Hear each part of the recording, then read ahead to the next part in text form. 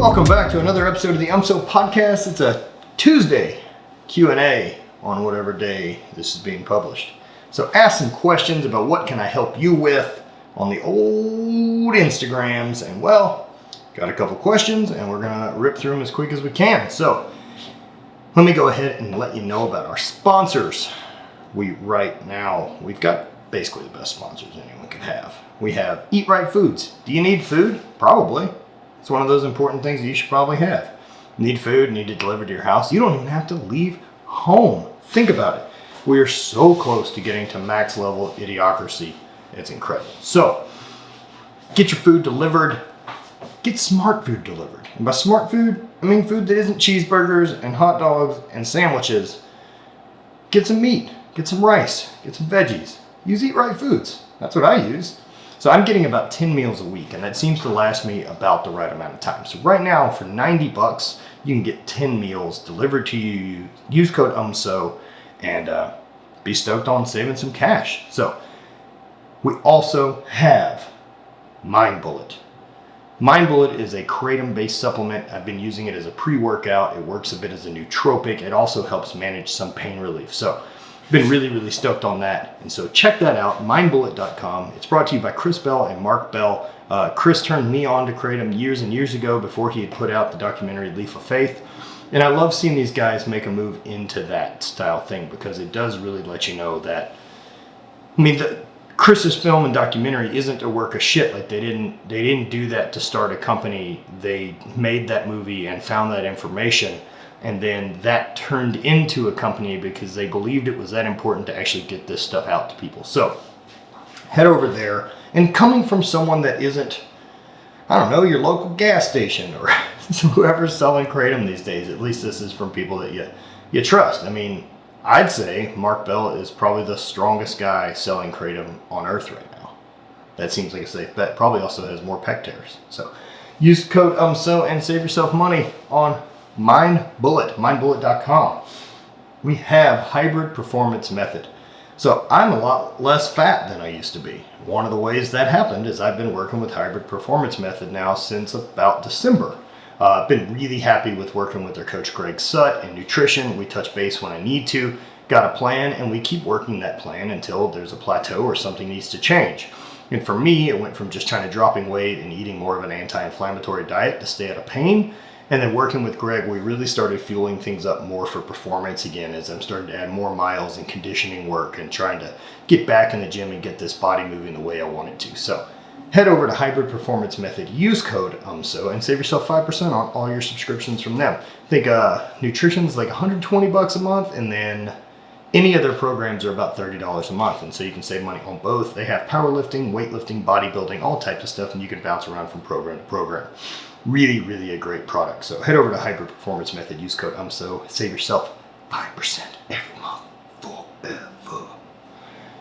We also have Power Dot. Power Dot is a smart muscle stim unit. I've used it for years. Been very happy with the way this product works.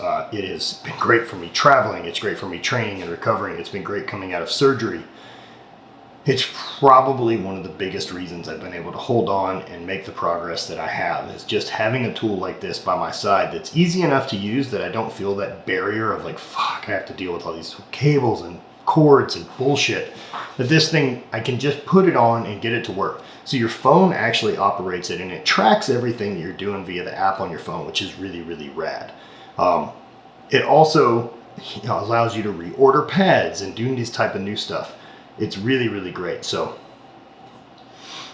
head over to head over to PowerDot, powerdot.com. Use code UMSO and save yourself 15% and get yourself one of the best tools ever made.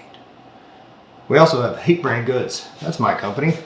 And we're making stuff. We have these shirts. These are available now. You can go get those. We have a variety of other wares that you can check out. So thank you guys as always for supporting Hate. It always feels weird doing an ad for myself, but it would feel real dumb also not doing an ad. So thehate.com, use code UMSO and save yourself 10% at checkout. We also have Your New Habit. Coffee company's back up and running, and we're making delicious goddamn bean water.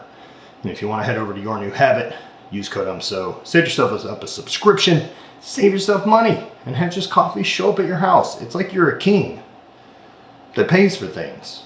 So it's kind of like being a king. Like if you had this power in 1770, people would think you were a wizard and probably burn you at the stake, which means you're probably living the right way. So head over to Your New Habit, use code UMSO, and get yourself coffee. We also have Mark Bell's Slingshot. Need the best, forget the rest. That's what they say about Mark Bell's Slingshot and his knee wraps and knee sleeves, gangster wraps, and belts. Be honest with you, their strong belt is by far my favorite lifting belt. It comes already broken in. It's really soft and supple, just like Mark himself and his loose, lean muscles. And it just wraps around you the right way. It's like a proper hug, the way you're supposed to get from a lifting belt. So head over to Mark Bell Slingshot, use code UMSO, and save yourself 15% checkout on anything those dudes are selling. And let's hit some Q's with some A's. Black Irish KMC. Which model farming watch do you use? Farming watch? What the fuck is a farming watch? I think he went with Garmin and autocorrect shifted it. Think so. And if that's the case, I use a Phoenix 5X with the sapphire crystal. It's a little bit nicer. I've been really happy with that watch as far as hiking or traveling or getting notifications and using it as a smartwatch. It seems to be light years better than the Apple Watch. Also, I think it looks better. But I've been really, really happy with it. So that's what Garmin I'm using, and I would buy another one. Modern watches. Oh, they just said hi. That's not a fucking question. What are we supposed to do with that? What do you want me to do with that? What do I do with that? It's not helpful. A pile of dust. Hey, Matt. Is time travel possible, at least at this time? What do you think? All the best for you. This is what we're here for. Do I think that we have the current ability to time travel? No, I don't. Do I think in the future that's ever a thing that'll happen? If someone's able to go back in time, we will know about it very soon because shit's going to go south real quick afterwards. I don't think time travel ends well for people. That seems to be...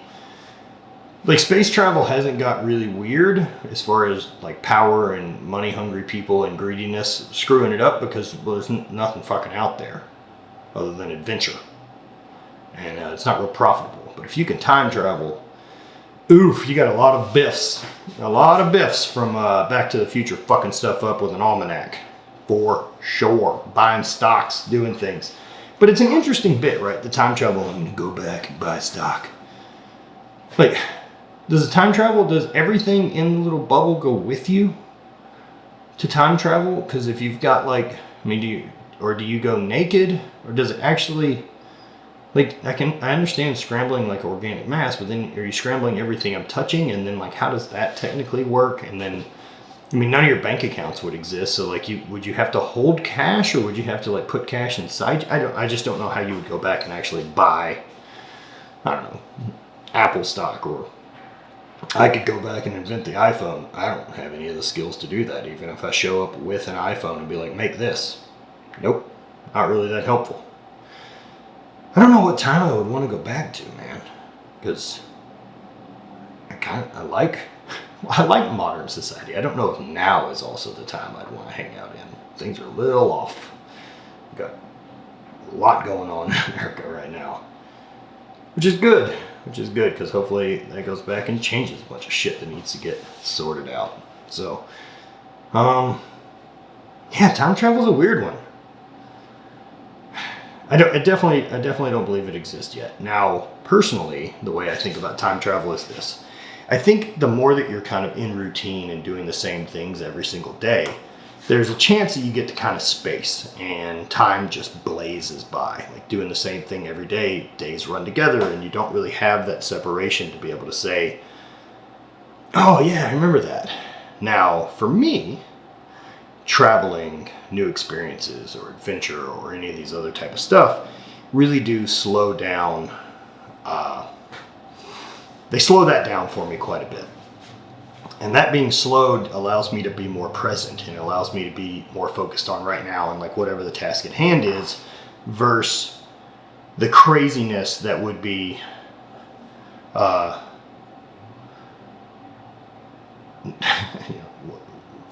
or it just manages to slow down time a little bit, right? Like, so if I go to Iceland for a week is always the example I use. Like, I'm so overwhelmed by things going on and drive and the view and people and what's going on that time slows down, and I've created more memories and more experiences from the same amount of time. Whereas being stuck in your routine at home is, get up, coffee, go to the gym. Like, I can't decipher day to day because a lot of the same things happen every day. So for me, it's a lot easier to slow time down, being the only commodity we have, the more present I can be.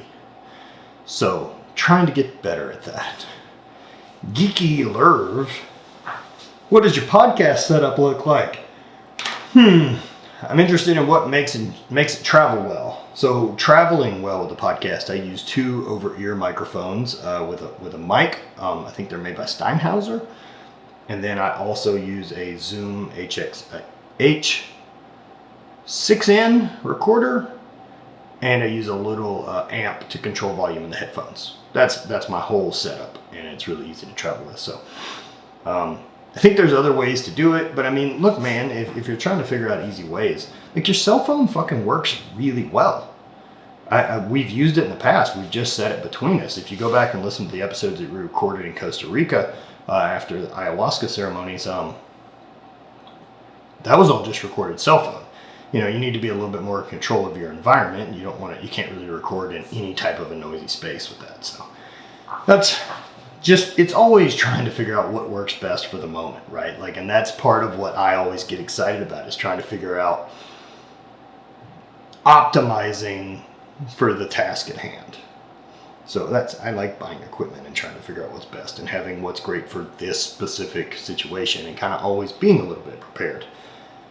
Also being frustrated whenever I'm not. So, Coach McGuff, best advice for doing more push-ups.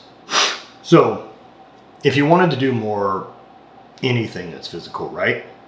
You would program linearly. You would do some failure sets. You would do some accommodating resistance using a band. You would also do some lighter resistance work, say using a slingshot. So you can program push-ups the same way you can program to get better at anything, whether that's pull-ups or anything else. Also, it's just going to take a ton of time. Like, simply just increasing your bench doesn't going to allow you to do more push-ups.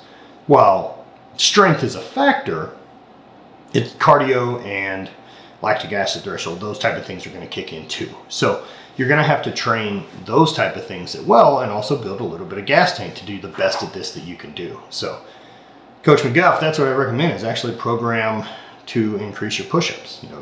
Have some days where you do 5 sets of 50 throughout the day instead of just one main set till failure. So that's what I would recommend for doing more push-ups. Or if you're just trying to figure out like when to do them, anytime. Just do push-ups. That's all you gotta do.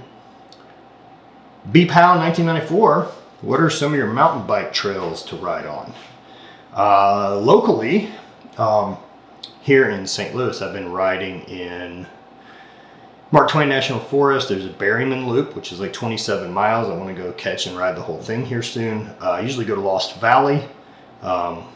There's also Matson Trails. I'm going to go Saturday and ride as well at the... what's that one called? I don't know. There's another trail. There's another great one called Zombie. I think that's out that way.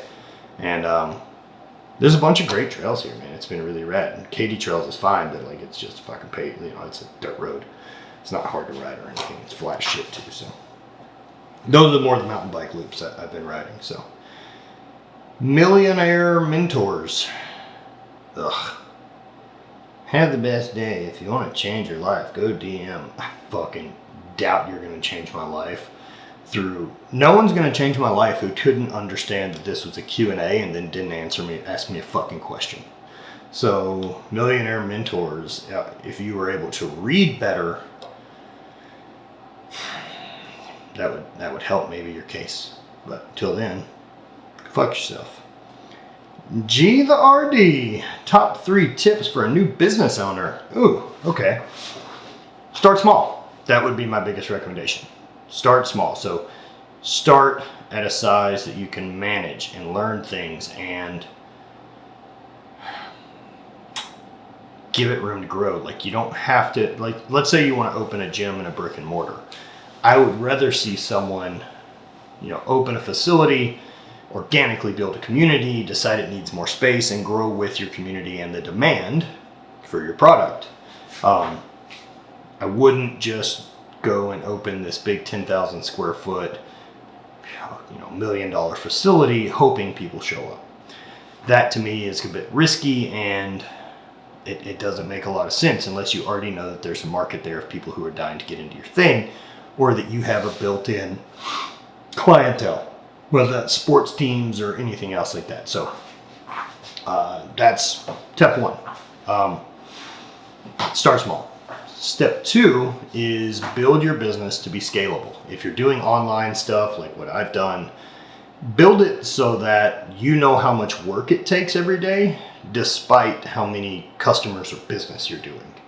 So with HVIII brand, because my manufacturing and everything is somewhere else and my warehouse is somewhere else and my team over there handles those things, and I'm not boxing things, right? Just a really easy way. So my day of promotion, creativity, management doesn't change at all based on how well business is doing. So I know that I have X amount of work that I have to do every week, and that can handle business all the way up the charts. It's just a matter of me changing quantity over time. So build your business to be scalable infinitely the best you can. That way it's ready to grow as it does.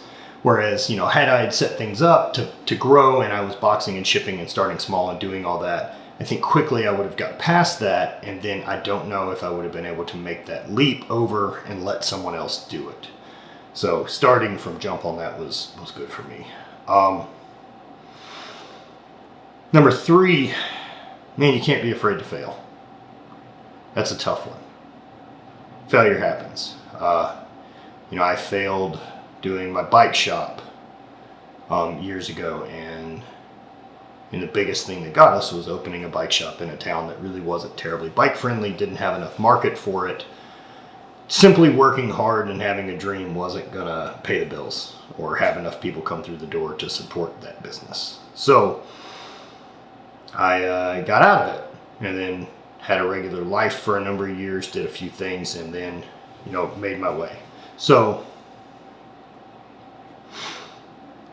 you can't be afraid to fail. And the biggest analogy I use for this is what you watch. Like, you get better at failing. And so think about professional BMXers, right? Your bike riders that are riding street, doing stuff like that. They're really, really good at falling, which is the same as failing on a trick or a move or something like that, right? So running a line and then failing and bailing early. So what they're really good at is failing and recognizing failure at an earlier stage, instead of having to stay committed and just ride it into the ground. Like, there's no sense in that. You don't get to try again. So fail small enough that you can recoup and go back in. You know, so a lot of that is why we still run such limited quantity on stuff with HVIII.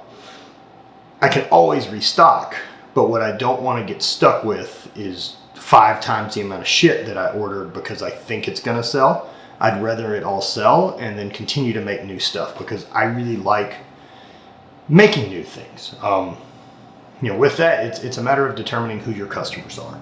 You either have new customers or you have returning customers. That's it. Those are your only real 2 options. And so new customers are going to buy what you have available. Returning customers are only going to buy new stuff as they already have seen the old stuff. So you have to have new stuff out to continually grow a business, in my opinion. I mean, unless you do something fucking awesome. I think PowerDot's basically not had to change products, which is fucking rad. I just haven't made anything that cool. Scott Burrows, 92, all kinds of bike questions, man. I love it. Do you use clipless pedals on your bike? If so, are they worth it? Yes, I do. I can also ride flats just fine. I went down to Bentonville, Arkansas to ride this past weekend and had a fucking great time. That place rules. Just super, super berm stuff and super pretty trails. Really, really awesome. And it's really, really fun how well it all just ran together. There's so much money going into that. For those of you who don't know, Bentonville, Arkansas was it's the home of Walmart. And Walmart went in and invested a ton of money into mountain bike trails and trail building and all these other type of things to start bringing tourism into Bentonville. And there are trails fucking everywhere.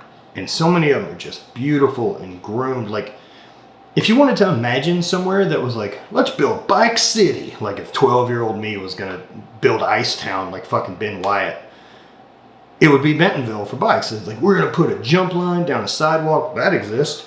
We're gonna put a little pump track that's like a kid-sized pump track. That's it there. There's a downhill thing that's basically paved. There's a bunch of cross-country trails. It's so much fun. I need to get better at a bike. Also, probably need a different bike for that. My cross-country bike's not ideal. But back to what we were saying. Clipless pedals. Yeah, I ride clipless pedals. I'll show you.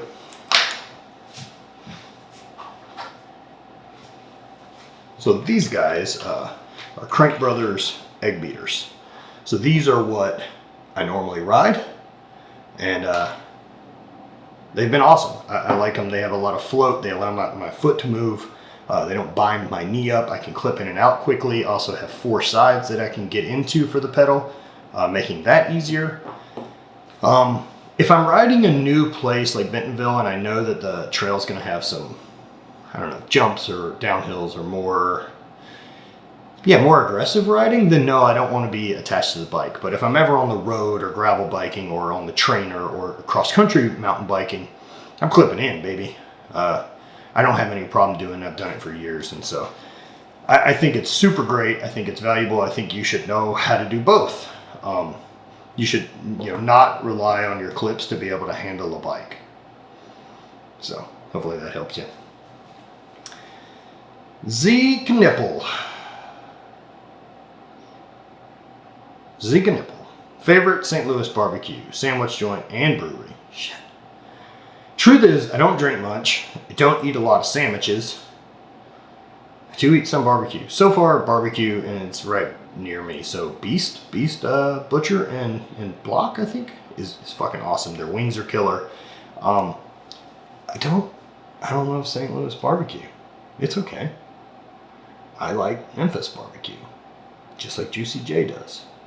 That's what's important. I like interstate barbecue in Memphis. I like a pulled pork sandwich. I like it wet. I like coleslaw on it. It's fucking delicious. I'm sure other places do it. Also, I don't need my barbecue fancy. Like, I think people try to jazz it up with gentrification and anything else when it's just fucking cook meat deliciously, man. I also just like steak. Like, a brisket's great and all, but I'll never have the patience to do any of this shit. So, brewery, I'm not far from Urban Chestnut, and that one's cool. And then sandwiches, probably Layla. So it's all stuff in my neighborhood. Man, the Grove, bruh. But there's damn good food here. I like St. Louis, man. I've been really happy living here. It's been a really, really cool spot. Like the neighborhood we're in, very happy with the house as we're continuing to get through it. I think we have like allegedly one more day with the contractors still needing to come out, as far as the inside of the house goes. And then we still have the backyard. Like,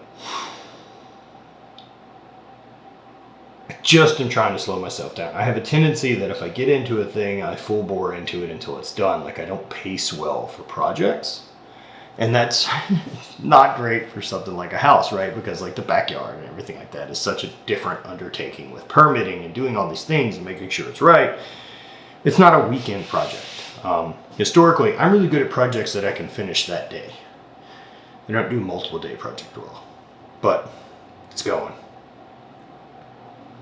Jamo, Daily Destroyer hate shirts, fam. Yeah, working on them. So for those of you who don't know, Daily Destroyer program just launched in the TRAINHEROIC marketplace. It's like a team with community. We've been chatting with athletes. We have 110 or so athletes signed up now, and the programming is there. The programming is based from myself and Derek Woodsky. We talked about it in a previous video. You can check that out below if you're on the YouTubes watching this video version of the podcast, which we have now.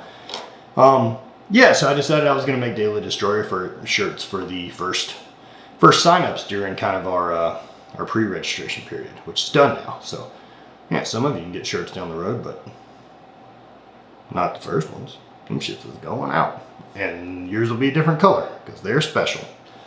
So yeah, if you want to join us, like the programming is based on like trying to have you perform your best as a human. So you can do this type of stuff like Derek and I are into now, this different type of performance. Like we both competed in strength and power type sports, whether it's track and field, strongman, different things like that for so long.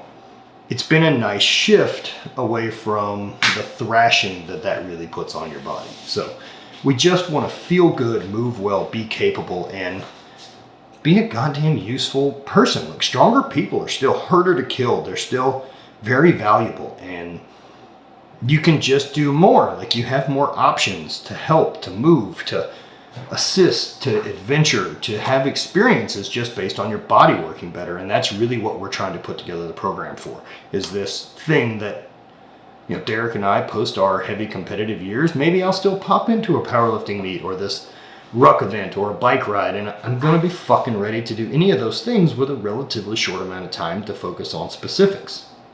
So I'll just keep that base level fitness up and ready to go. And that's really what Daily Destroyer is all about. Check us out. I think it's the link in my bio on Instagram if that helps anyone else looking for it. Broccoli Rab. How do we get a Cuban drug lord mustache like you? Son of a bitch. Drew Stuckbury. Do you use a recommended padded shorts for cycling? Fuck yes. This is the second most important thing you should buy after you buy a bike, being number one. It's really hard to bike ride without a bike. Number two, get some goddamn shorts. I use a variety. So bibs are really nice. They kind of look like lederhosen, a little overallish. Rafa makes nice stuff. They're pricey. Cadence Cycling does some good stuff as well. Eiffel. There's some great companies out there. Twin Six make really good bibs. They also make shorts. Club Ride Apparel makes some short liners that are really nice that I used while I was in the desert last year on that 6-day trip. And I've been really happy with those. I think, that's probably done. Club Ride Apparel makes really great, comfortable, decent looking cycling gear. So check that out, and I fully recommend if you're going to be cycling to use those shorts. So for those of you who don't know, bike seats can be less than comfortable. And you think you would fix that by putting some big fucking monster padded seat like a grandmother on your shit. But it's terrible. It's not the way. Like you'll chafe more, you'll rub more, you won't perform well. It just doesn't hold well for performance. So that's why you don't see any of the Tour de France guys riding those. It's not because they're just weight weenies, which they are. But you get used to a saddle. And if you're not used to it, you need to put in those miles. Like when I first really got back into riding, let's say, probably honestly last year, and then January, I've really been on it. I've been doing 100 miles a week since January. And so you get used to a saddle. And so I ride a smaller saddle. It feels nice, but I also ride a nice bib, which they have like a saddle shaped chamois or pad built into the butt. Feels a bit like wearing a diaper, but fuck man, it is a game changer for how long you can ride, how comfortable you are, all the above. So that's it. Those are our cues for the day. I want to thank you guys for listening. As always, I hope you guys are liking the video version of this. Head over to YouTube, check that out, subscribe to the channel. Let me know what you guys think, and leave us a 5-star review over on the old Apple iTunes. It really does help us out if you guys can check that for us. Thank you guys for dropping in to this Tuesday Q&A. Spread hate, always party.